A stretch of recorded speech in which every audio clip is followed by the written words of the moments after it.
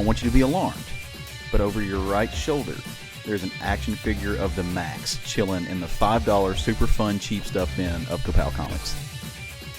I didn't know those were a thing. They are a thing, and it can be... there's no way I can say that without not laughing. It can belong to you for the grand total of $5. Wow. I just happened to notice that as we started recording. Yeah, there's also a clown violator toy back there. Why are you... This is the second time today you've came at me with clowns. I don't appreciate it, Matt. They're a force of nature. I'm just along for the ride. Like, I woke up, the first text message I got this morning was Matt sending me a news story about a murder clown from New York. Yeah. The only thing I did wrong about that text is I didn't start it with good morning. Yeah, that's true. Yeah, which it was a good morning for me. How was your morning? Everything going okay in your world? Yeah, it's good. Yeah. Sunday morning, man, sometimes it's hard to get out of bed.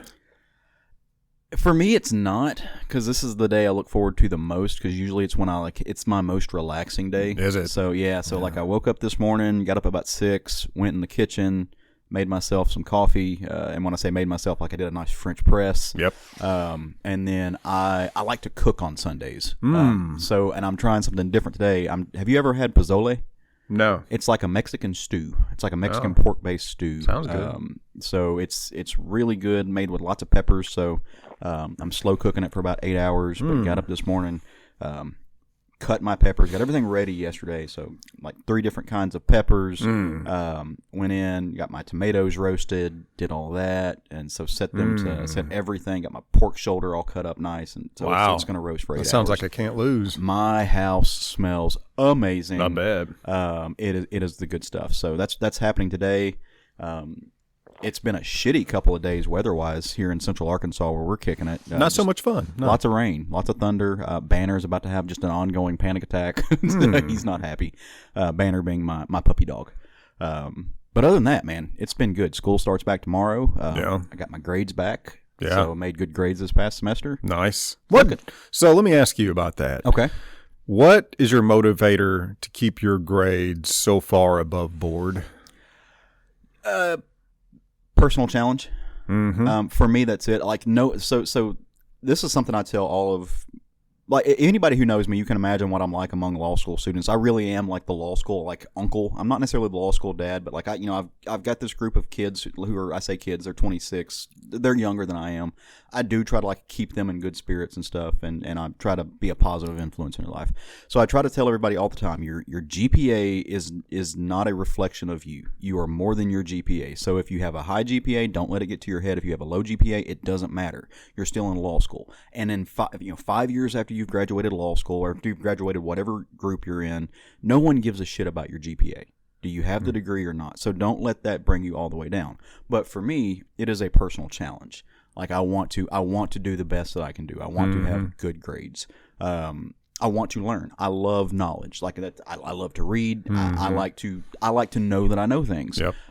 So for me, it's a challenge, but it should not be a reflection on how students see themselves across the board.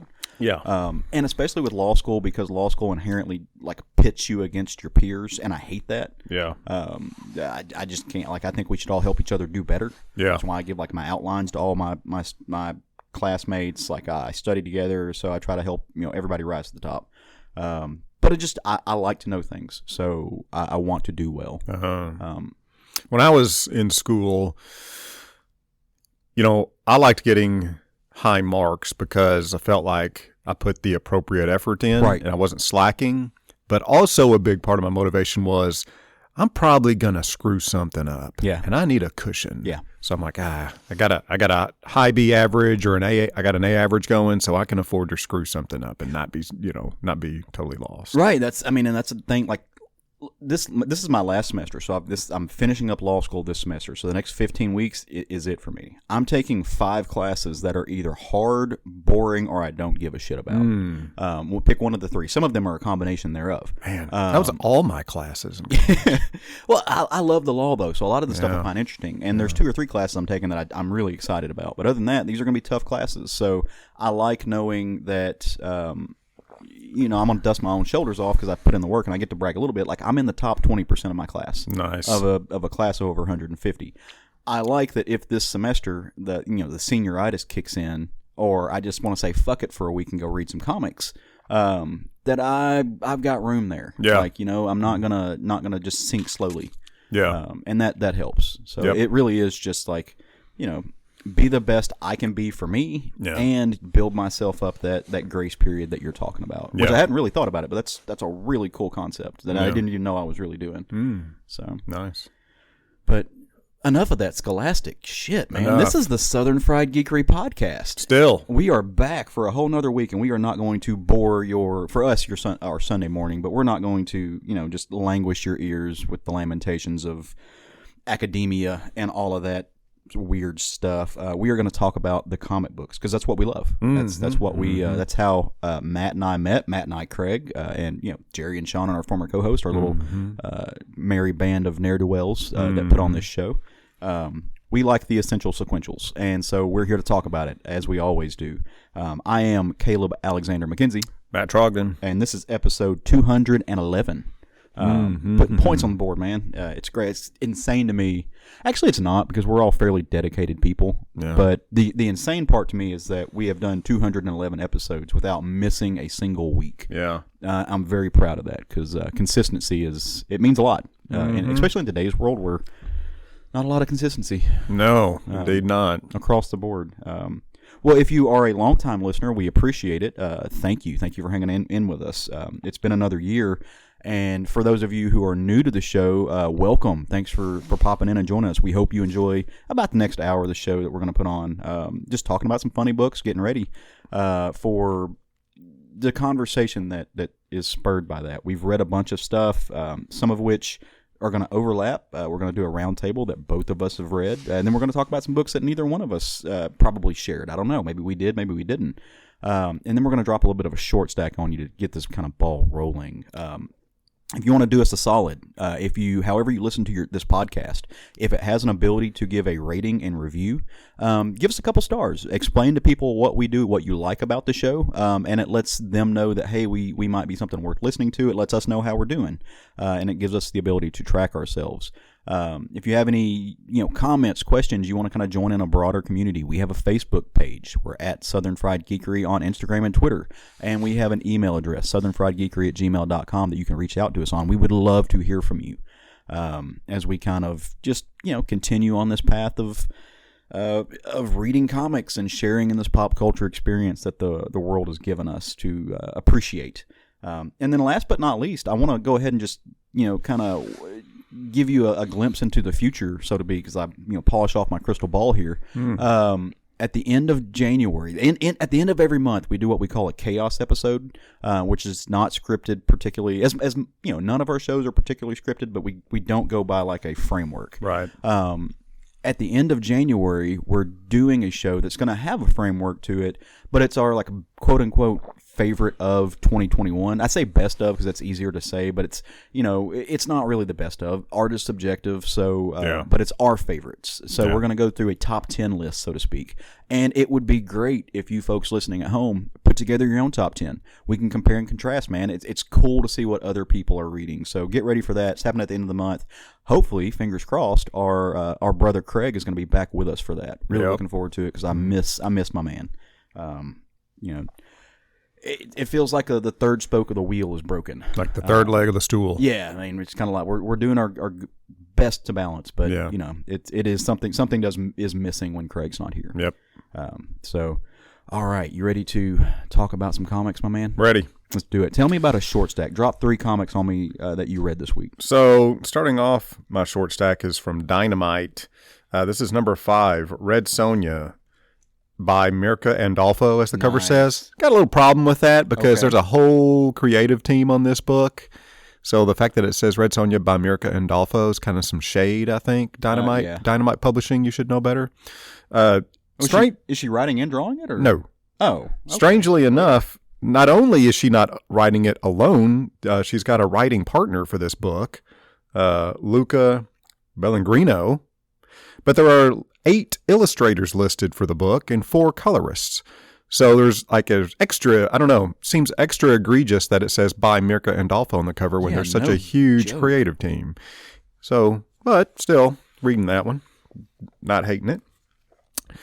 Also on my short stack is number 119, Batman. Of course, that's by DC Comics, and this is the new creative team for the regular Batman title. Writer listed as Joshua Williamson, Jorge Molina, and Adriano de Benedetto, and Michael Janin as artists. A lot of artists.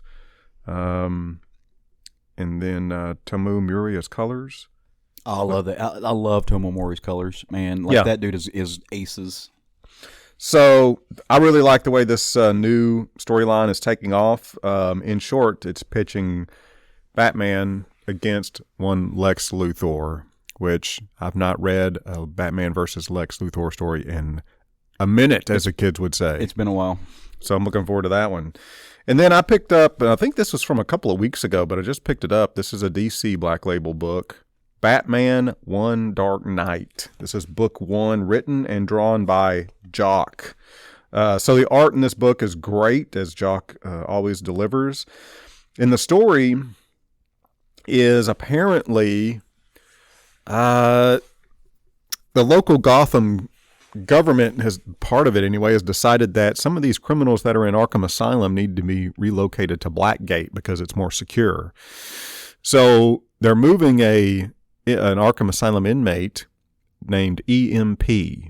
Those are his initials, but it also reflects his power set, his meta power set. I've never heard of this character. I haven't either. I don't know if Jock created him for this story or pulled him out of the ashes somewhere.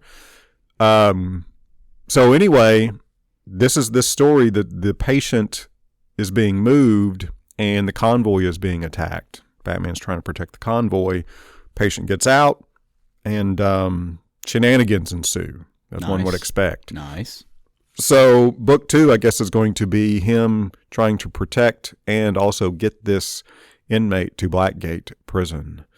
Well written, well paced story. Art is great. It's Jock, yeah. Yeah. So yeah. Has there ever been a Batman story where shenanigans didn't ensue?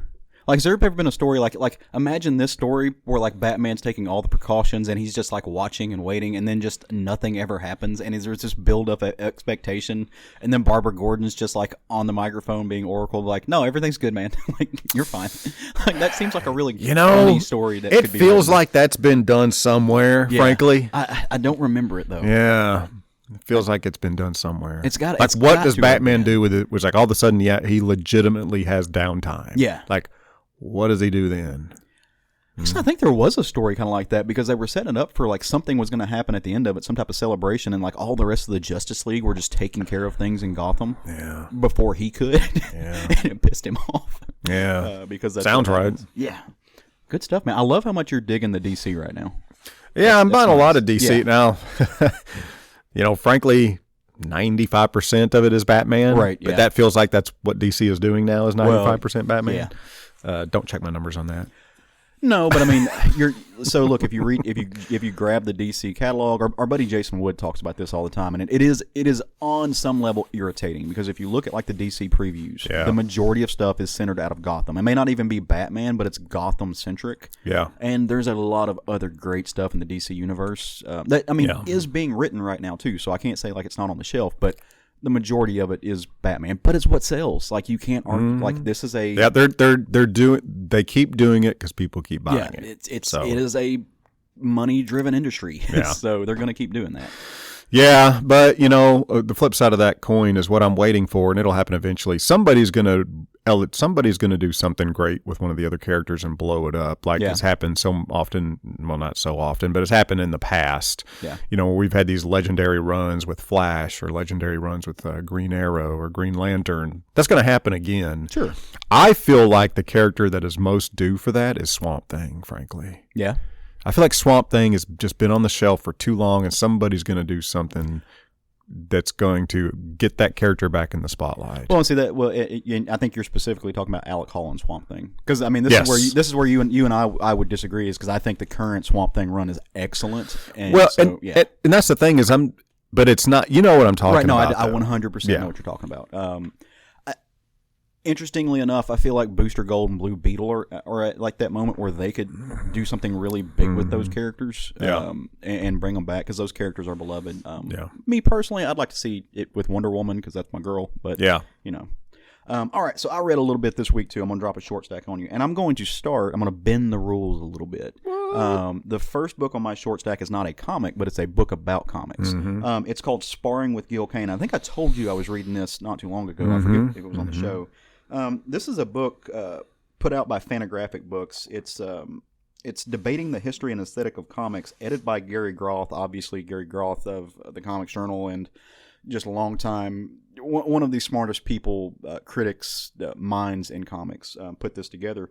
And it's a series of interviews that take place, either interviews or recorded panels that take place from the late 70s to the early 80s, all of which feature Gil Kane in some respect. But I mean, you've got interviews that he did, conversations that he had with R. Crumb, who, if you know the history, R. Crumb had no respect for Gil Kane. Like just like oil and water with those two. Fascinating interview, though. Fascinating. You had Harvey Kurtzman is up in this book. I just read an interview with a very famous French comic strip artist that he did, where they were talking about the differences in the American industry and the French industry and the bande dessinée and everything. Howard Chaykin is all in this book, and you know, I'm a huge Howard Chaykin fan as both a person, and even though when I disagree with him, kind of like in this book, I find him fascinating. So I love this. It's a great insight into the world. It's also really cool to see, like I said, the latest interview I think in here that I found is mid-80s. It's cool to see, to kind of compare and contrast how the comic industry works today, how things have changed, how some things haven't changed, how the attitudes towards things have changed, how there, in my opinion, is still this infantilization in fandom and in comics and stuff like that, how that has shifted from the graphic novel perspective. It's brilliant. Like, Gil Kane was one of the most eloquently spoken, eloquently written, genius minds, and even the stuff he says that I disagree with him on, it is fascinating to get into his head. So I really love this book. I'm really glad. One of my goals for the year, and I say goals, I'm not like doing the whole like New Year's resolution, like, you know, the gym for 5 minutes thing, but I do want to read more books on comics this year. That's one of my goals, to kind of like understand this from a craft perspective and just from a written perspective. That's one of my goals for the year, and I think I can do it. I think I can. But I'm also going to read some really fun comics while I'm at it. A comic like Not All Robots #5. Man, I read this too. Really liked it. Oh my god! Wouldn't call it fun. No. It was the book itself is not fun. Reading it was fun. Oh, like, man. It's just clever. It is. Mark Russell, Mike Deodato Jr., Lee Ruffledge did some of the colors on this book. If you're not familiar with this book, it takes place in a weird dystopian future where robots have taken over, and this kind of gives you some background about how the robots took over. They didn't take over; it was given to them. Exactly. And they set up this like legal system, which again, for me, it's kind of weird and fascinating. But like, it's the algorithmic justice system. Yeah. And so, like, a character in the book is broken the law, and she is exiled. Yeah. And her family has to go looking for her. Without getting into the meat and potatoes of the story, like seeing what happens outside of these bubble cities, and seeing how Mark Russell really is shining a light on / putting the mirror up to our face of society. Yeah. And how we really rely on AI even now. Yeah. And how we have no like right to complain about the, I don't know what you call it, laziness, the procrastination that we put out, or the dependency that we have on technology. We did it to ourselves, and and when it doesn't work, we're babies. We're babies in the crib, shaking our rattlers, not knowing how to walk. So I find it fascinating, and there's so much in this book. Like we've talked about before, it's statements on things like toxic masculinity. It's statements on things like the workforce. As we're going right now, we're having lots of supply chain issues and a lot of workforce issues, and largely it's because of late stage capitalism. And it's a statement on that. Man, Mark Russell is brilliant. I've said this before, I'm not the world's biggest Mike Deodato Jr. fan, as far as especially this new like digital manipulation that he's doing with the art. It works so well in this book. And for me not to be a particular fan of that to say that this is the best, like the best vehicle for it, that's big doings. So go check It's such this a out. Weird team up, those two. It really is. Yeah. That's what I said at the first. Yeah. Yeah. And this is the wrap up of the first arc, so you ought to be able to get this in trade paperback pretty soon. And then last but not least on my little short stack trip through the comic books is Nita Hawes Nightmare Blog. Loving this book, man. This is number 3. It is a spinoff of the vampire series that he and Jason Sean Alexander did together, Philadelphia. You know how much I love that book. Again, this deals more with demons. In this particular story, there is an old blues man who's been out. He's in a coma, and they've been taking care of him, but all of these like murders are happening. And they're trying to figure out what's going on. Now, you know the blues legends like the Crossroads, selling your soul. There's a demon that's infested this man and is making him do all kinds of nastiness. But they can't catch him in the act, right? So in this particular book, 3rd issue, we see a god come forth. And it's a famous god, a god of stories, spider god, mostly centered around African folklore, which Rodney Barnes is great at bringing that forward. And if you know what I'm talking about, you get to see him in full-fledged action. So Nita Hawes Nightmare Blog, if it's not on your pull list, put it there because it's the fun stuff. Really fun stuff. So, all right, well, that is my short stack. So, hey, real quick before we talk about the book we're talking about, have you watched the Book of Boba Fett any at all? Oh man, it's fun stuff. Is it? Yeah. Oh, so good. Not loving it as much as I love The Mandalorian, but it's getting there. Like they're 2 episodes in. Won't spoil anything. You really, really see a lot of Tusken Raider society. like they build on it in a really cool way. Huh. Yeah, it's awesome. Nice. So go check that out if you haven't. That's my little TV time pop culture moment of the week. Okay. But all right, you ready to dig into this? Yeah. We got work to do, man. Yeah. What has been one of the biggest upswings in we'll call it Big 2 comics and superhero comics over like the past like 3 years? The biggest upswing? Yeah, like as far as like quality just rose. The X-Men storyline, bro. Yeah, that's it. That's where we're going. And why would you say, what would be the reasoning behind that? Just a murderer's row on the creative team. Yeah. And who's heading that creative team? Mr. Jonathan Hickman. Yes, sir. The work that's been being done in X-Men is fascinating. Yeah. Like the changes that he made, the directions that he took it, the seeds that he's planted have been just jaw-dropping all across the board. And it really has risen the quality, not just in Hickman books, and not just, but across every X-Men book whatsoever. Like all of it, from the visuals, the art's risen, the storytelling craft, all of it's come up. And I don't know, part of me thinks that maybe that's just my positive attitude looking towards it. But I really do feel like across the board, the writing has gotten better. Everybody's having fun with it. Well, it's just attracted, again, a murderer's row of talent. Yeah. I mean, they seem to have all the best writers working on the X titles. Yep. And artists. I mean, like Valerio Schiti. I mean, it's just... That's what I mean. All the creators. Yeah, man. It's stunning. So, but... And I'm trying not to play sad violin music in the background. Yeah, I know where you're going. Our boy Jonathan Hickman, this driving force, his pen has been taken off the X-Men paper, so to speak. We have, in the past week, gotten what is purported to be the last Jonathan Hickman X-Men Scribed book. And from here, people like Jerry Duggan are going to take the wheel, and we're going to kind of see what happens. But it's kind of a bittersweet moment, because it is a fantastic moment, but it's like, okay, Jonathan Hickman just did some amazing, amazing stuff, and now what's going to happen? So, and that book is none other than Inferno number 4, which we got together and decided to read this week. Valerio Schiti and Stefano Caselli did the art, David Curiel did the colors, Joe Sabino did the letters, and of course, like I said, Jonathan Hickman did the writing. And shout out to Tom Muller, who did the design on this. And for Jonathan Hickman books especially, design is a very, very important thing in the way that he crafts everything. So just real quick, kind of give me the helicopter view on that. Be the eye in the sky. What'd you think? I freaking loved this book, I love how man. you laughed at that. Like I mean, what a ridiculous question. Right. It is, but we have to ask it, right? I mean, yeah, I mean, this was so good, man. Oh, it's so good. The whole time I'm reading it, I'm like, I just hate this. It's coming to an end. Yep. That's the same way. This was a mic drop moment. Yeah. And there were like 4 mic drop moments in this mic drop moment.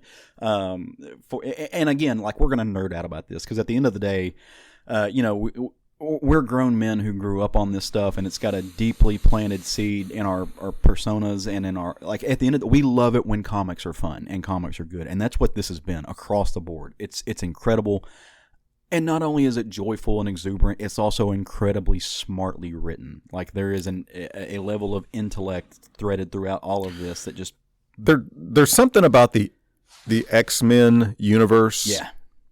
For me, anyway, carries more gravity than any other, I use the word universe. I don't really think that's the right word, but there's any other setting. Like the X-Men setting carries so much more gravity to me than, the Captain America or the Black Panther or the Daredevil or any of those. I don't know why I feel that way exactly. I guess it's just simply rooted in prejudice and fear-based aggression. That's everything in the X-Men storyline, and set up by, not set up by, but really driven home by obviously Chris Claremont and his run, and obviously the multitude of artists. But and this was just so deeply rooted in that, which there's been a lot of storylines that are, but the gravity in this one has been just the best, man. There's just so much gravity in this storyline and in this issue. And, we talk about Hickman's writing, but the way the artists depict these very heavy moments. Yeah. One of my favorite things in all these artist depictions is the expressions we get on Magneto's face when he is talking. I don't know, man, everybody is doing such a good job on delivering his expression and really bringing the dialogue up to 11 in the way he talks. Because Xavier's got a mask on. Mm-hmm. He's got the Cerebro mask, helmet on the whole time. You can't see his face.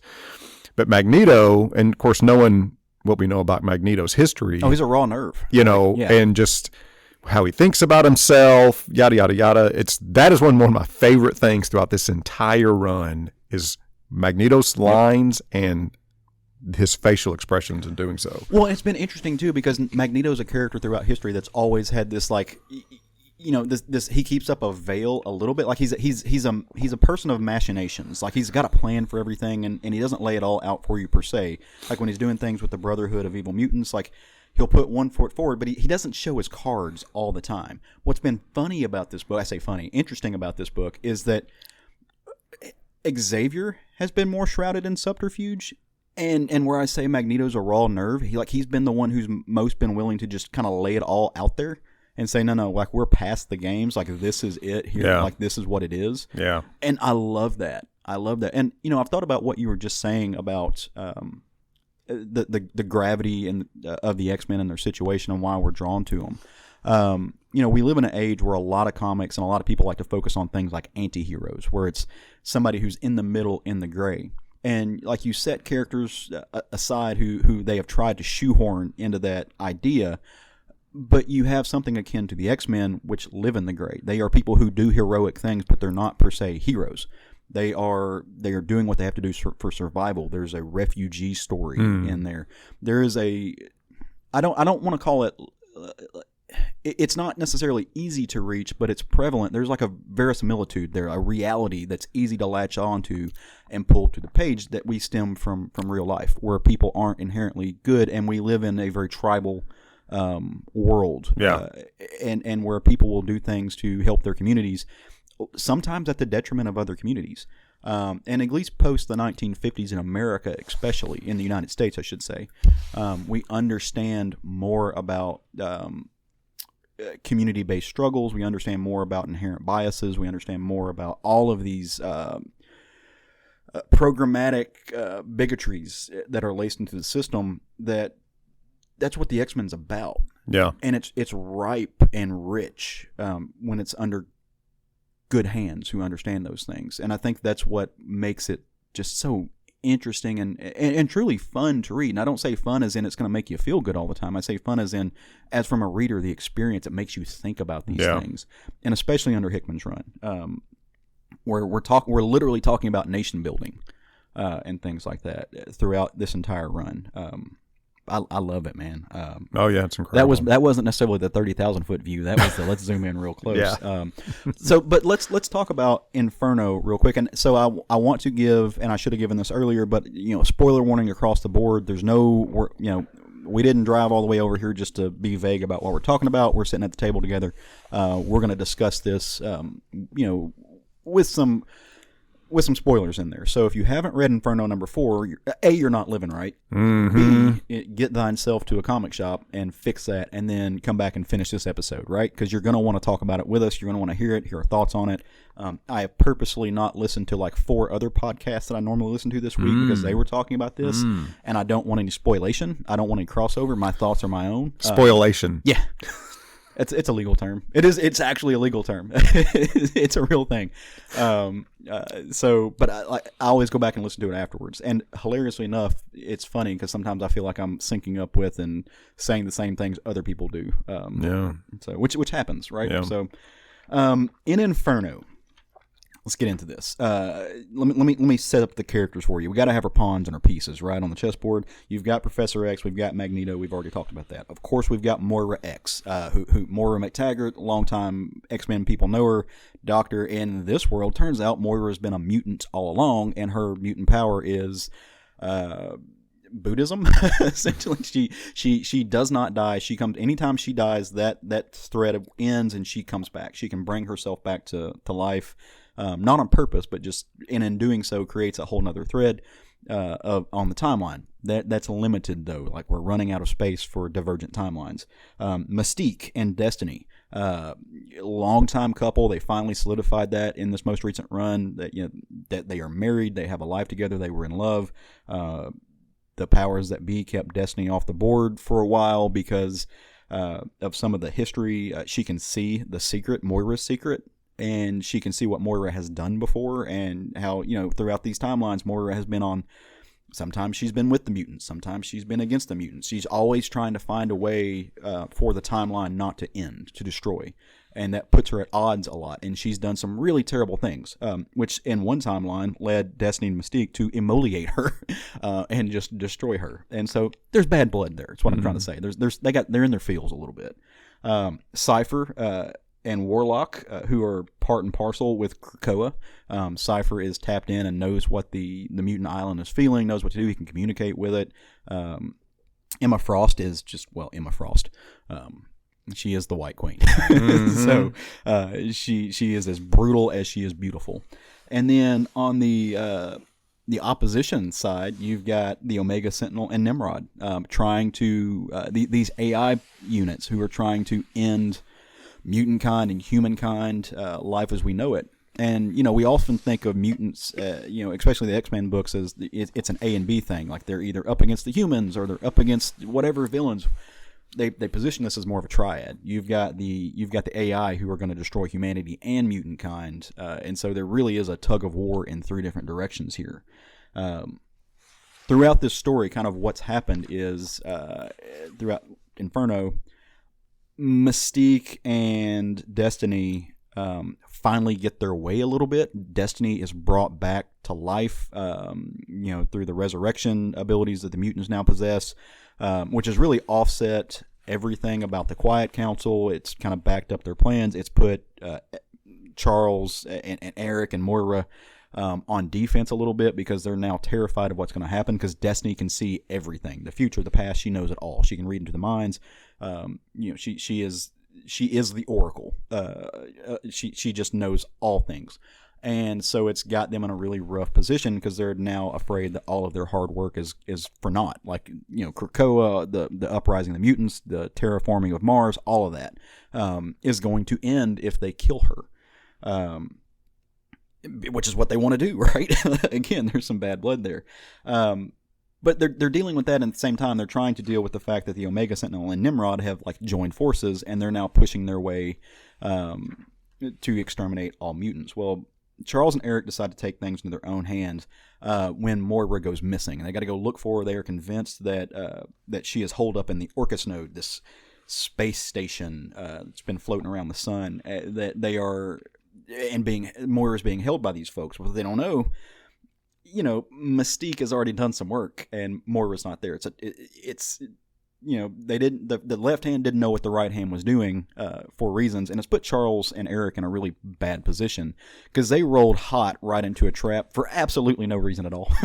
Like there was no hope of them succeeding, and the fine folks at Orcus are working as henchmen for Nimrod and the Omega Sentinel, and they've got Charles and Eric cornered. And look, long story short, it's a badass fight. Yeah. Like, it is a brilliant fight. One of my favorite scenes in this book is when they just decide to cut through all the bullshit, and Charles and Eric are just like, no, we're doing this. Nimrod says, how hard will you fight for your survival, or is this the day that you finally accept your fate? Charles, with Cerebro on, just grabs his helmet and said, we would ask the same of you. And Magneto, just circled by lightning and magnetic crackling, just says, and we will. And like, it's game on at that point. And they wreck shop. But I mean, the numbers are just against them. And the ruthlessness of Nimrod and the Omega Sentinel. I mean, they are literally ready to just kill their own henchmen just to meet their ends. They're not scared. They're AIs, right? There is no end for them. And of course, with Magneto and Professor X, if they die, they can get resurrected too, but they're not going to get resurrected with the knowledge of what's going on here. And so they need to make it back. At the end of the day, like I said, though, the numbers are against them, and they fall. But all is not lost, because fortunately Moira's not there anyway. She's been taken back by Destiny and Mystique, who are going to kill her. They are ready to destroy everything, but because Destiny, being Destiny, she knows everything at play, they've come up with a plan.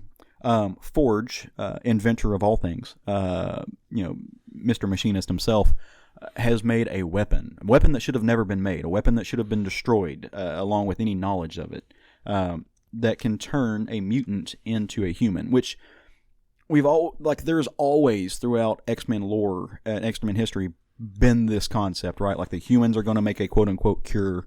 Nobody's ever been super successful at it. In the long run, you always see it in the short term, and then it doesn't work out, or it turns out it was some bullshit done by, Apocalypse. So we've never seen that come to a head, but they have this weapon given to them by one of the most Machiavellian figures in all of comics, Emma Frost. She's just ready to do whatever has to be done, and they are going to turn Moira human.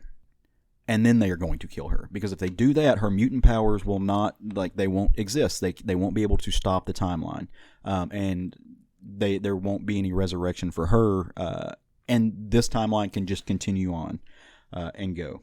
Obviously, Moira does not want to die. She's very opposed to that notion. It's not really it's not her idea of a good day. She doesn't per se have a lot of choice in the matter. But other folks do. And without really spoiling the end of the book, the real puppet masters of Krakoa show up. And that's not who you would think it would be. It's somebody who hasn't really been injected into the battles that Krakoa has had, for the most part, at least in the books I've read. He's always there, but it's Cypher. And it's Cypher's merry band of I don't know what you call them, mutants, obviously, but it's literally Krakoa. It's literally Warlock. It's these. He's got a really badass, like, samurai-esque mutant girlfriend now, who is scary looking, for lack of a better word. And they stop this plan, and they make a deal, so to speak. By the end of the book, resurrection happens, and we get Charles and Magneto back, and basically the story is laid out for them. Destiny sees three options, one of which leaves her dead, one of which leaves her and Mystique gone forever, and one means that they don't get everything they want, but it's a pretty clear sign that they can continue to go on, and that's the one that they choose. And the book ends with a brilliant montage of all of the mutants as kind of this culmination of where we've been through and where we're from and who these people are, almost like a tarot card moment. The nation's founders, they are Professor X and Magneto. The faithful, you've got Storm and Nightcrawler. The trustworthy, you've got Colossus. The innocent children who are being watched over by Krakoa and Cypher. The broken keepers, the White Queen. The heroes and the villains, Kitty Pryde and Wolverine. The killers, Destiny and Mystique. The liars, Mr. Sinister. And, yes, sir. That is not Wolverine. Oh, is it not? Take another look. Sebastian Shaw. Oh, that's Sebastian Shaw. Sorry. Mutton chops. Skinny. Yeah, no, you're right. I didn't realize that. Villains. I thought it was weird that they called Logan the villain because he's not. Yeah. Also, really? Wolverine in a suit? Come on. Should have known better. It wasn't white. So, but Wolverine can rock a suit, man. No, that's true. Patch is, he got to have the eye patch. And as Patch, he did wear a suit. He did. Rocked it real well. Yeah. And essentially that lays out the Quiet Council for you. And that's who's going to be, guarding Krakoa, pushing the mutants, protecting their interest and protecting who they are from here on out. Everything did not turn out the way they wanted it to, but it did not turn out the worst that it could be. That is, even spoiling things, that is a fairly large overview. Yeah. And that is lacking a lot of the actual texture that went into this book. And borderline purposely so. But the other reason is because, it would look like you could write just a treatise on what all's gone on here. Yeah. It is fascinating because at the end of the day, it is boiling this down, the mutants down, into their separate parts once again. We saw this where they all got together. Everybody's on the same page. Everybody's working together. Be it if you were a villain in past storylines or a quote-unquote hero, a member of the X-Men, you've done wrong. Everybody got in sync for this, for the benefit and the hope of a future. And now you're starting to see you did see the fracturing of that to a point. And because at the end of the day, people are people, right? Everybody has their own agendas. And Hickman spun that web in a way that they can be both. And now you've got the Quiet Council who is going to guard the secrets. It's no longer just being kept by Charles and Moira and Eric. Now it's a burden for all of the members. They all know the score. And it's going to help them. It is more democratic in a way, in the way that they're going to be setting the agenda and pushing for a future for mutants. I love this book, man. I love Inferno. Period. Part of the storyline, but part and parcel of this larger X-Men world that Jonathan Hickman has created. The politics of it, right? The politics of what's happened in this comic. Both that are transferable to our real world and the life as we see it, but just the inner characterization of these characters and what they put on the board to go through and to get where we are now is brilliant, man. There is a chalkboard somewhere with all kinds of connective things for this overarching web that they've spun that it gets me. And at the heart of it, what I love about this is at the heart of it really is love. It really culminated in Destiny and Mystique's relationship and their longing just to be together. And that for me, that's one of the most important parts. It is a heartbreaking story, but it's also just one that makes you smile. The corner of your lip just kind of curls up because the story's not over just because this is Jonathan Hickman's last thing. Yeah. He has planted so many seeds that they are going to be playing with this forever. It's interesting that you interpret it that way. What I interpreted was the consequences of manipulation. Yeah. Especially someone as dangerous as a character as Mystique. Right. It's the ego of Xavier and Magneto thinking that they could manipulate Mystique and there would not be any consequences. That's a very interesting part of this story to me, because she is so dangerous and has a clear history of being dangerous. And you have the gall to think you can manipulate her. Mm-hmm. That's never going to work out, man. Same reason that they had to immediately put Sabretooth on ice when this Krakoa was created. He's not going to play by anybody's rules, and he showed that from the beginning. So they had to put him on ice immediately. Yep.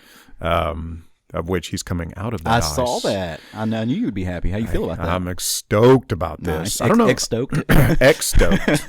I can't wait for this. I love the character Sabretooth. So, yeah, I can't wait to see where that storyline goes. No, I mean, and I think on some level you and I are talking about two sides of the same coin. Yeah. Because it is like, we a character like Mystique, I think, is...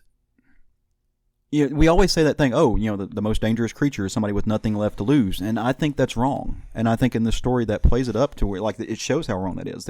The most dangerous person in the room is something who has lost something and regained it and does not want to lose it again. And she literally is willing to burn it all down. Yep. Just to keep from losing that. And that's beautiful to me. It's terrifying. Yeah. It moralistically wrong, I think, but ethically wrong because you're not doing the most good for the most number of people. Yeah. But that's humanity. Yeah. That's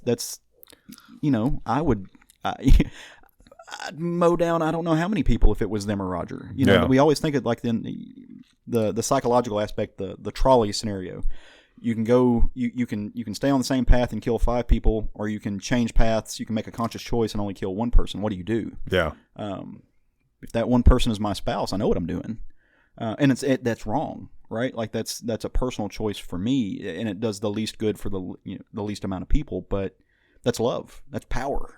And I think just the way that Hickman laid that out, the way that Valerio Schiti has laid that out, just in, like you said, the visualization of that. And also there's a lot of 9-panel grid pages in here, so a lot of dialogue in wrapping up this storyline.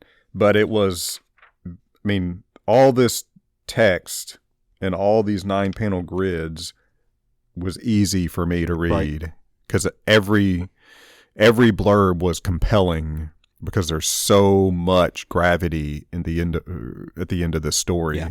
So, this was a extra sized book, but I wanted it to be twice as it was, at least. I could read this all day long. It was just so good. I went back. I read it once, and then I went back and kind of skimmed it again and read a few panels again. The Magneto panels specifically, and their fight with Omega Sentinel and Nimrod. Yeah, just goosebumps all up. And so down. Good. And so frustrating at the same time because I feel like Magneto lost that fight because of his ego. Yeah. He was so convinced of his own superiority in that fight, he drug it out too long and let Nimrod get the advantage. Yeah. He was talking too much and he was way too self-confident. And that is the most compelling part of his character, that fight scene show where that is his greatest weakness. It goes back to his quote unquote villain roots. Though. Yeah. Like you're monologuing, bro. Like you're telling everything. Yeah. Meanwhile, Charles is getting his head rocked. Yeah. It is again one of those really small and sad moments. Is Eric is not a man who trusts, and it literally sometimes takes you to put him in a position like the one they were in to get him to even begrudgingly trust. And it's the one of the few times he does it is the time that he loses the most. Yeah.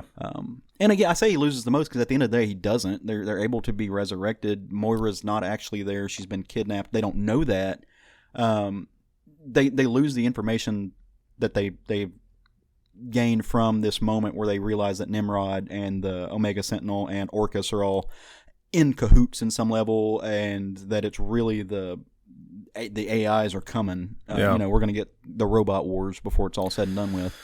There's a section in this Omega, in this fight scene I was just referencing, where Nimrod is holding Xavier by the skull, threatening to kill him, threatening Magneto that he's going to kill Charles. And he says, you have to ask yourself, how much will others have to pay when your actions put their lives on the line? And Magneto's response is, if you only knew how empty a threat that was, you wouldn't make it. There's two different ways to read into that. I freaking love that exchange. And they're both right. Yeah. Both of those options are right. Yeah. From Magneto's point of view. Right. Obviously. Yeah. That is a line that this is a great example where that line exists by itself when the storyline carries gravity. Mm-hmm. But if you know the history of Magneto, it carries twice the gravity that, you otherwise may miss if you're not a long-term X-Men fan. I think that seed's still there, though, right? Like, hopefully you can read this and pull enough context from it that you understand there's a duality to that statement. And because there's a duality or more to Magneto at the end of the day, and I hate making allusions to, everybody tries to, like, not everybody, a lot of people in the past have tried to say, oh, well, Magneto's Malcolm X, whereas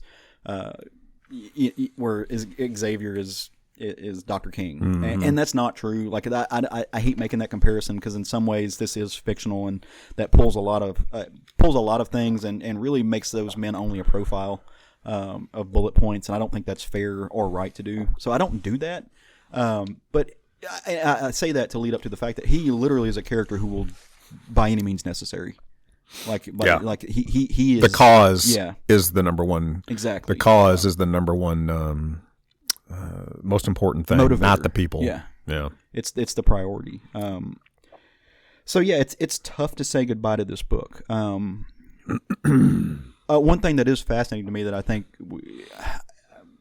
I would hate to overlook is when we think of all the leaders that are in this book, all the people who are long held as mutants protectors, or even in the long term or the short term. I mean, when we talk about Charles, when we talk about Magneto,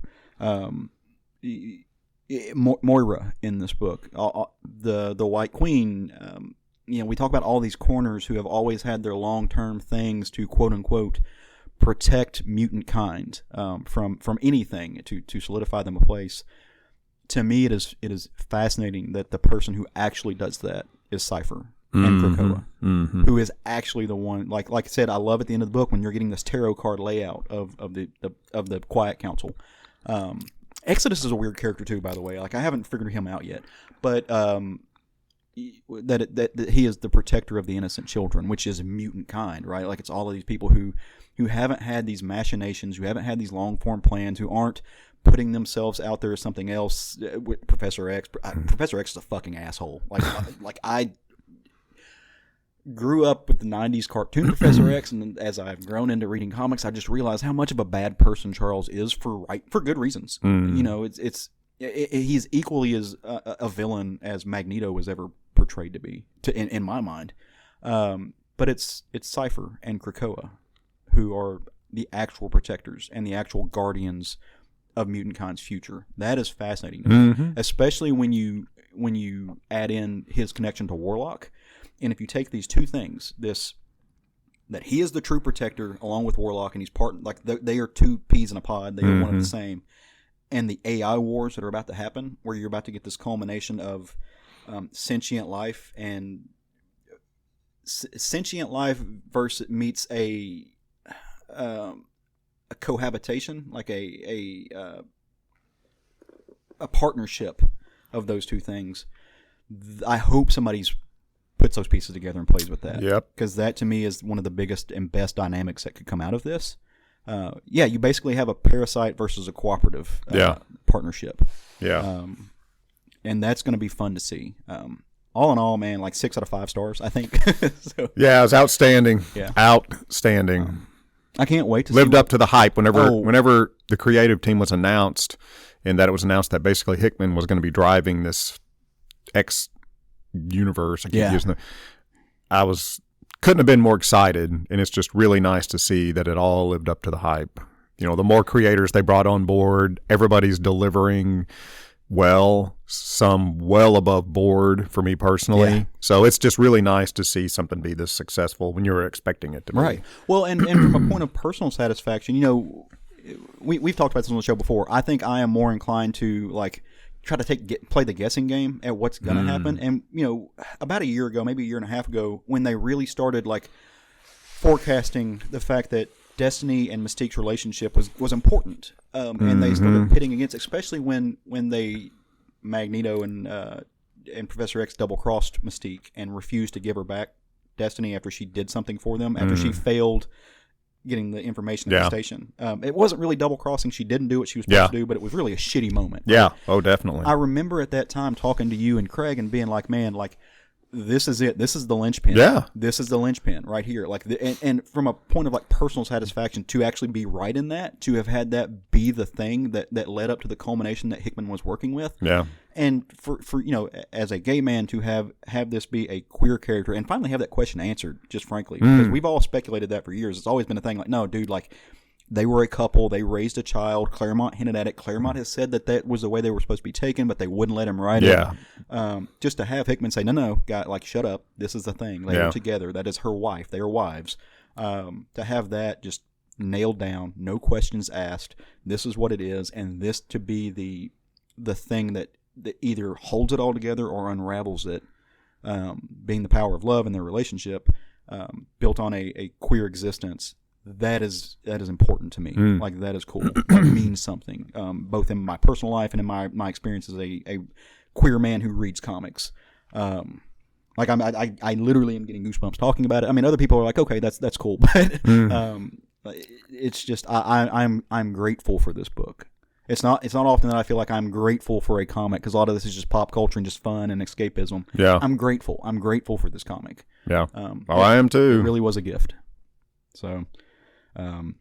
Just out of curiosity, so we've had books like Inferno, we've had X of Swords and stuff like that. Has there been like an event, a crossover, like a little package comic deal out of Hickman's run on the X-Men that has been one of your favorites, or?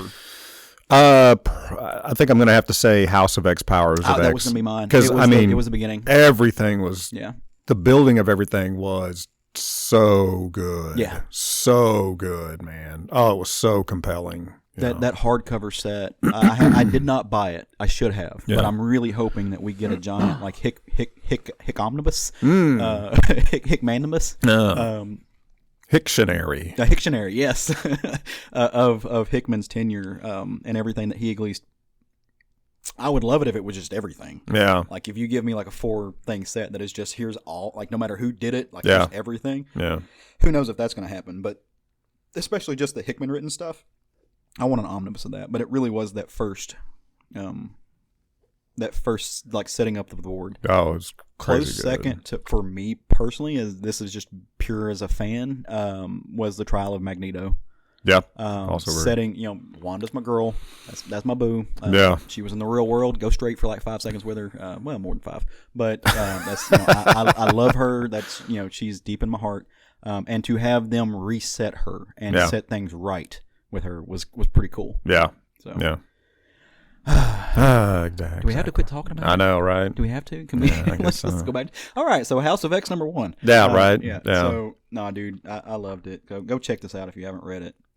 But I want to hear more. I want you to tell me about a book you read this week, Matt. Yeah, I read a new book this week. I talked about it as being what's on the menu. The Fourth Man by this is an AWA Upshot book. So this one, the creative team on this is actually, Mike Deodato Jr. does the art. The writer on this book I was unfamiliar with, Jeff McComsey. Lee Lowridge does the colors, and then Steve Wands does the letters. This apparently is based on a true story. Really? And it's a crime story about rival car dealerships. Yeah. Okay. It's one of these, it's like so strange, and the motivations for murder never cease to amaze me. It can only be true. How, and so the book opens up, it's just 2 detectives examining a body in a morgue, and, their conversation of the history of this man and what they know about him. few pages. But then it goes into, we kind of take a step back a week, and we show this man having a conversation with a car dealership owner, and they're talking about a rival dealership in town and what other brands this dealership is trying to get a lock on, and how them getting a lock on the new Oldsmobile dealership is going to be a problem for him because he wants to get that, that's going to be major competition. So it's business talk and just how cutthroat they feel it is, and how this, this one owner feels very, very threatened by this other. And he's talking about having people killed and, having pictures taken to blackmail to stymie his competition in the car business. It's hard to tell when this takes place. It doesn't give like dates that I've noticed, but it feels like it takes place maybe in the early 90s or mid 90s. Is this kind of the feel for the story? It would have to be, at least then. I think Oldsmobile went out of business in like 2003, 2006. Yeah. Which is weird country ass knowledge that I have for some reason. Looking at the models of the cars, something like that. Maybe mid 80s. So, we spend some time just seeing this man doing his homework, working for this dealership, not really knowing like what kind of person this is. We find out at the end of the book he's a private investigator. So apparently he's taking these blackmail photographs, doing his research, and he'll arrange a hit on the side. So he's not the up and up type of private investigator. Not working for the insurance companies. Feels like something that Brubaker would write. I don't know how to describe the feel for this book other than it's just got a very true crime feel to it. The characters, it doesn't feel like a Brubaker story because Brubaker's characters are just so... You get a lot more insight into Brubaker's characters. He has a lot of internal dialogue, and you really get the feel for what kind of, at least you feel like you get a lot of insight on what kind of dirtbag this guy is, lead character or not. And there's not really that going on here. You don't have, you've got dialogue between characters, and you just, you don't really know the internal motivations of these people. You have to derive that from what they're doing. Which I like. I like the story told both ways. Right. I obviously love what Brubaker and Sean Phillips do, where you do get that insight. And I like this, where you're just, you're just an observer in the story without that internal dialogue, without that internal insight. So, it just feels like you're a casual observer, essentially like watching a movie versus getting the internal dialogue when you're reading something. But, however, I do have somewhat of a bone to pick with this book. I'm going to let you open it and take a look. I really struggled with the artistic choices in this book. Took me out of the story to a certain degree as I'm reading them. Are you talking about how photo referenced it is? Exactly. You've got Paul Giamatti. Exactly. I see it. Yeah. I had a real problem with that. So this is the thing that I talk about. And so this is interesting. I actually had a very similar conversation about this with some other friends of ours on one of our little internet. There's an El Camino. Never mind. I love this book. Changed everything. So there is a new... I don't know what you want to call it, but it's a new corner of art where they're taking really photo referenced art and they're doing it as if they're casting a movie. And that's a weird thing that you can do now. Through digital manipulation, you can literally take famous stars. Yeah. And there's a spectrum of this, and on a lot of levels, it drives me crazy unless it's done really, really well. Who does it well? Andrea Sorrentino, in my book, does it really, really well. Yeah. He can take that, and he does just enough with it, manipulates it right. There's still a soul there, and it's not just okay. You took a picture and you scribbled on it, and you put some digital based. Texture to it, some Zipatone, which I love Zipatone. I'm never going to be mad at Zipatone, but he does it really well. Simon Kudaransky should never work in comics again as a person who does those things. I will not buy a book if his name's on it. I just won't. I abhor seeing what that man does. And again, he may be the best person in the universe. We are not talking about that. This is not a personal attack. This is just his, my appreciation or lack thereof of his art. Mike Deodato recently has landed in that camp, and that's kind of what I was talking about with Not All Robots. I think it works really well in that book. I don't know that it works really well in a lot of other things. Well, when it's specific people, I mean, you've got James Caan in this book. You've got Harvey Keitel. Yeah. You've got Ed. Oh shoot! I just spaced on his last name. Norton. No. Oh God. Sullivan. Oh God! I just spaced on his last name. Anyway, I mean, you recognize. You know who I'm talking about. Yeah, hang on. Keep going. You recognize so many people in this book as people from mostly movies. It was hard for me to stay with the story because of all of these Hollywood actors that are put into this. Ed Harris. Yeah, Ed Harris. Yeah. Otherwise, and it really bothered me because without that present, I would have just adored this story because it's a simple true crime story, and it's fascinating to me how simple the motivations for murder can be. The reason people choose to kill people is endlessly fascinating to me. Can you not squint your eyes so much, like as you're looking at me when you say that? I'm a little uncomfortable right now. Right. You know, as we're alone in this store. Yeah, right. But I'm sticking with the story because I'm a huge true crime buff. Yeah. I love crime stories, especially just ground level crime.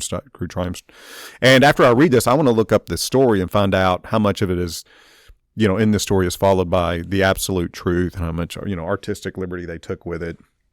But the basis of the story itself being so simple is fascinating to me. But God dang it just took me out of it with all these. Man. Well, and even though I talk about how Sorrentino is one of the people who can do it well, the book that he and Lemire did, The Joker's Smile or whatever, I remember talking about that on the show, and I said the same thing because they use, I forget the guy's name off the top of my head, and I can't even picture him, but he photo referenced somebody. I remember you talking about that because I didn't know who that actor was, so it didn't occur to me. I didn't recognize him, so I'm like, I don't know who that is. Yeah, and I've seen a bunch of who was. I'll think of it later, but it did the same thing. It sucked me out of the story. Yeah, it ruined it for me. And but here's the part of what ruins it for me is I expect more out of Mike Deodato Jr. I expect more out of, and it's this weird thing too because like I'm all about artistic influence. I'm all about growth. Try new things and do different things. So I'd hate to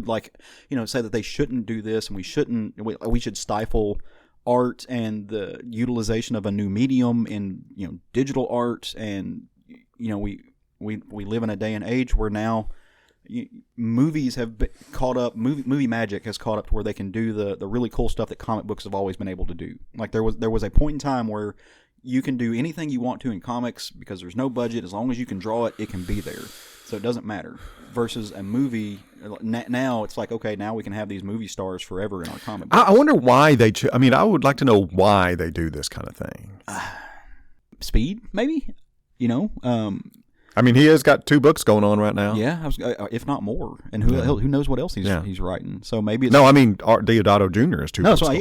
He's got Not All Robots. He's got. We said writing, so it's. Yeah. But I was thinking of this. It's just speed. Maybe you can find these reference things and you can manipulate them to be what you want to be really quick. I have no idea. And I'm curious to know if the writer told him to. That's a question I have. Like, for no matter who's doing it, is Jeff Lemire saying, "Hey, Andrea Sorrentino, make it look like this actor"? Is this guy going to Mike saying, "Do that"? Is somebody going to Simon Kudaransky and saying, I guess, but that's I don't like it per se. Yeah, I don't dig it. I don't dig it. Yeah. So, but regardless, they got me. Yeah, they did. The story's compelling enough to where I'm sticking with it. I'm excited. You have to keep me up to date on that. Keep me abreast of that situation. So I'm going to bounce over and talk about some DC. Cool. You started off with DC. I'm going to go there too. A few weeks ago, we read the Human Target #1. Mm-hmm. And now the Human Target #3 has come out. And this is Tom King and Greg Smallwood, doing what Tom King has become kind of known for to do. He's doing a 12-issue series at DC with a character that not a whole lot of people are super familiar with. Playing around, having fun with it. I'm a huge fan of Greg Smallwood, so I'll read just about anything that he draws. So this was kind of I love Tom King. I know I'm the minority on the podcast when it comes to Tom King's writing. I think it's brilliant. But so The Human Target is a book that he grabbed, and was really surprising to me that he chose this. Not so much when you get into Tom King's history, because he was a spy. Spy books he's really good at, and so it's fun and interesting. Especially when you think about a character like Chris Chase, who is this caricature of like a 007 spy type character, and then you put him in a world where he is hanging out with Booster Gold, and where Guy Gardner comes into the picture, and that in number 3 is basically what happens. So Christopher Chase has been poisoned, right? Like, he's got 12 days to live, and he's got to figure out who did it, what they poisoned him with. He thinks Lex Luthor might have been behind it, but he's not 100% sure, or he doesn't know why. Yeah. So he's trying to figure this out. He's working with a partner. His partner goes by the code name Ice, and Ice is none other than Guy Gardner's ex-girlfriend. That seems like it could be a problem, and it is. And he's not an easy person to be around. He's not somebody who has the best of personalities. He's in a bad place. He knows he's dying. He chain smokes. I mean, he just drinks all the time, and yeah, he's just hard to get along with sometimes. But he's a lovable guy, right? So that's where we're at in this. And he's having these dreams, like it's that thing, like do I have a connection with Ice? It's a romantic thing. Are we just partners? Like, what's happening here? So our boy wakes up in the middle of the night, and Guy Gardner's sitting at the end of his bed. He's like, "Hey, I hear you're hanging out with my girl. What the fuck's your problem?" Except this is not Guy Gardner's girl, right? Like, they broke up, and it's just Guy Gardner being a shitty dude. What? Like, just being kind of a toxic asshat. So weird. Yeah, I know, right? And Tom King writes that really, really, really well. So they bicker back and forth, and Chase is finally like, all right, there's only one way this is going to end. I'm going to get my ass whipped because he's a Green Lantern. I'm a dude. Let's just cut to the chase. So, like, he, pun intended, he pulls out his revolver, shoots at the back of Guy Gardner's head. The ring's not going to let anything happen. He's like, all right, are we done yet? Like, can we go now? Interesting choice. Gets his ass whipped. And Guy Gardner flies off, and he's all, worse for the wear, busted up. He goes and meets Ice the next day, and she's just like, "The fuck happened to you?" He's not going to tell her. Late night, just whatever. Just sweep it under the rug. It's not important. Not going to deal with this stuff. They get together. His I don't know if you call him his partner, his longtime friend that he hangs out with, kind of a butler-esque figure, is there helping him get everything together. And they're trying to figure out their day, and they've got a lead on some things, and so they jump in the car. They're going to go chase down this lead, and then who pulls up beside them in a big green vision of her Ferrari? It's Guy Gardner. He's like, I thought we just had this conversation, man. What the fuck's your problem? And of course, Ice starts putting things together, and she's just like, dude, like, you need help. You need like help. Like, you need to go away. Understatement. They're sitting there talking back and forth. Chris Chase, Human Target's waiting on the light to turn green. He's about had enough. It's not turning green. Out of the corner of his eye, he sees something coming, so he just guns it. And of course, when he guns it, Guy Gardner follows suit and gets smacked by a bus.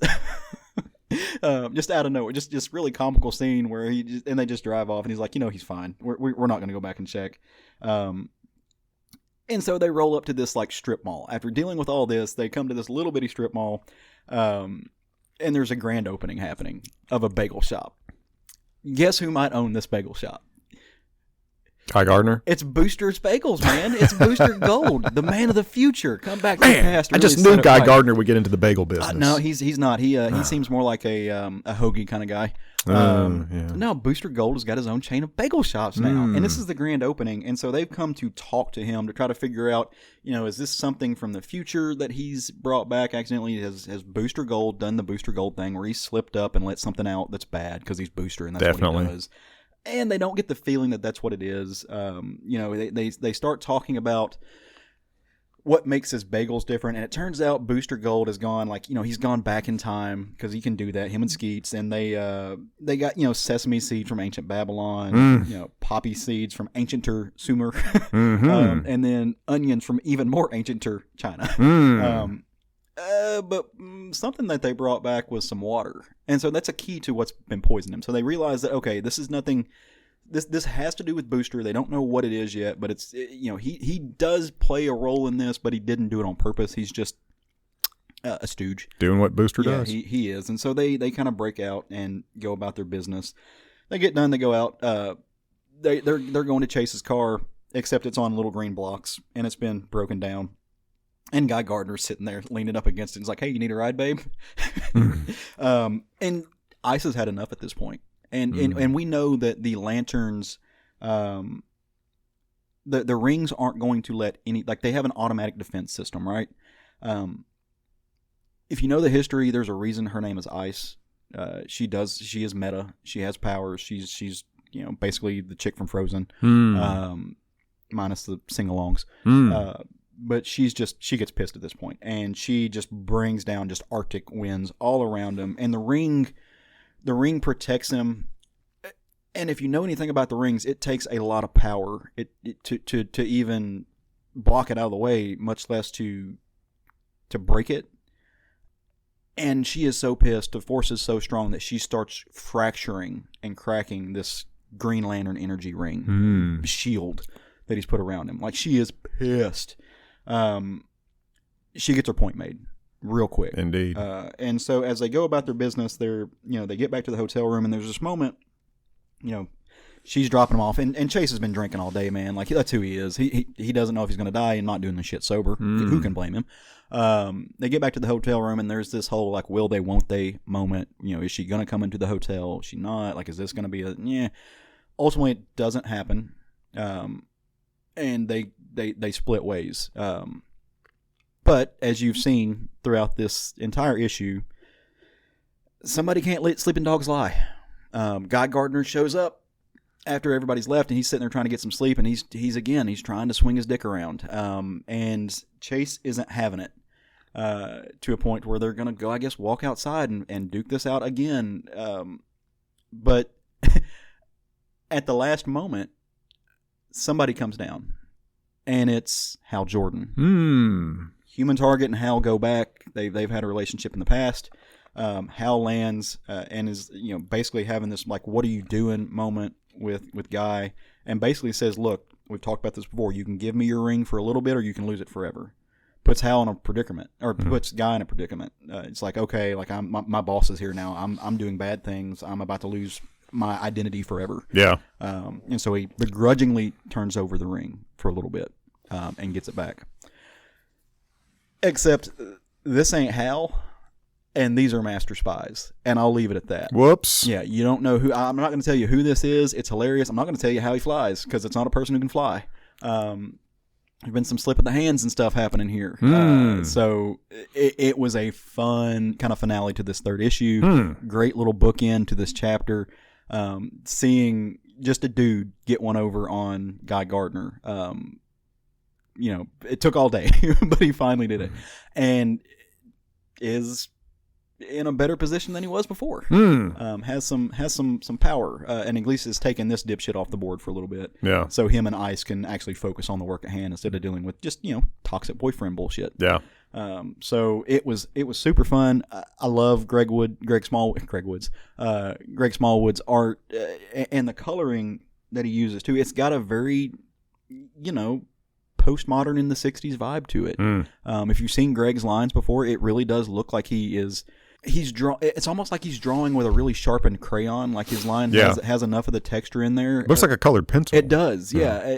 But he works digitally, so he's doing something with it, and he's able to manipulate it. But incredibly detailed, and at every line, there's not a lot of them. He's very measured in what he does. He's one of those artists who can do a whole lot with very little, almost in the Darwin Cook school. Yeah. Everything is where it should be. It's exquisite. Nice. So if you're not reading this, again, highly recommend it. Yeah. It's a fun time. Human Target, I didn't even know that this was a character for the longest time. I knew it was a TV show, and I've seen part of the TV show, but I never knew it was an actual like DC era level character, and it is. Yeah. So our buddy David Price sent me a collection, like a 12-issue series of his from back when the New 52 kicked out not too long ago, and I read it. So, man, keep doing good work over there at DC because it's fun. And this is one of those characters that we were talking about earlier. Like you said, and this is what I love about Tom King because he has written Batman. He's still writing Batman. His Batman Catwoman book's about to wrap up. I think they got 2 issues left, which should have been in December to really cap off what they're doing. But I digress. That's a whole different conversation. But he takes these characters, that are lower level, mid tier, C-level characters, kind of things, and does some really amazing stuff with them. Yeah, Strange Adventures was cool as shit. And so I like this because he's doing kind of like what we were talking about earlier. He's getting away from just Batman and showcasing some of these other people that should have their comeuppance moment. And I'm all about it. So, sure. Nice. So go check that out. Well, how you feel, man? I'm good. Good? Yeah. Nice? Stressed out? Feel loosened up? No. No? Never. I'm in my 40s. I don't ever feel loosened up. Oh, God. That's what I have to look forward to. Exactly. I'm scared. I don't want it. Stretch now. It beats the alternative, right? Indeed. So we hope you all have had fun talking about those books. We hope if you have read it that you find what we said interesting. I don't even want to say I hope you agree with me. I don't care if you agree with me or not. I hope you found it interesting. I hope it made you think about things. If you have other takes on it, you should come to any of those social media platforms that we discussed earlier, and we should talk about it. And I would love to. I love, like, we don't get together on Sunday morning because we dislike talking about comics, right? Like, we're about it. So come tell us about it. And if you haven't, and we've encouraged you to go read it, well then, fuck, I'm going to dust my hands off. My job's done. That's what we really hope that we were able to accomplish. We want to spread the love and joy of just reading these things. As we go into next week, like I said, get ready, get your top 10 lists together. That's going to be the end of the month. And beyond that, we're going to do what we always do and kind of set the menu for some stuff that might be coming out this next week that we at least hope you enjoy. We are not Destiny. The roads are clouded for us. We know there's possibilities, but the end game is shrouded from our sight. So we can't really tell you if they're going to be good or not, but we're at least going to try. So Matt, you want to kick us off with this one, man? Tell me about something you're looking forward to. Yeah, I'm looking forward to, from Aftershock, Maniac of New York-Bronx Burning #2. Oh, yeah. This is by Elliot Kalan and Andrea Moody. Yes, sir. I just want to bring some attention to this book because it's Aftershock features a lot of creators that we don't see in the big two.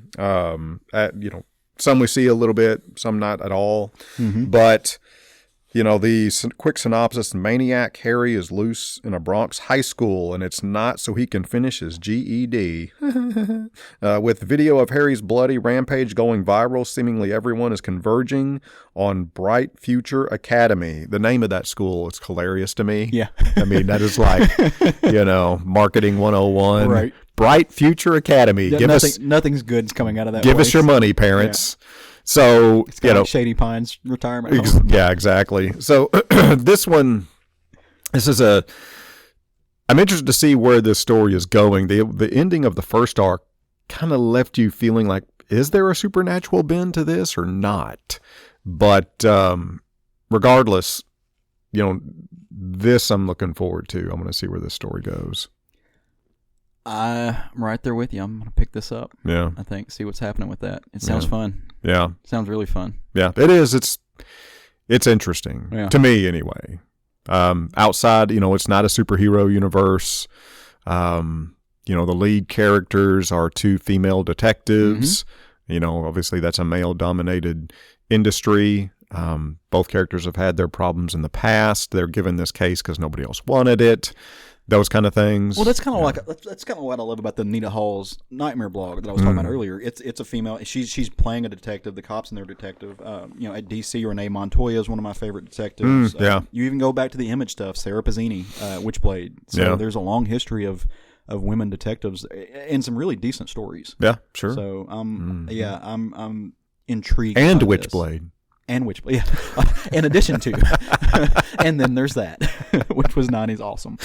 All right, so I am going to grab, and this is you're probably going to be surprised about this. I'm just going to hold on to your seats, kids. One one of the things that I try to do, or I have told myself I'm going to do, is to continue reading and talking about books that we use as our roundtable. Like, a lot of times we'll read number one, and even if we enjoy them, if they're not already on our pull list, they kind of just go by the wayside. Yeah. But I want to do a really good job of talking about the number twos that we talk about. So next week, King Conan number 2 comes out.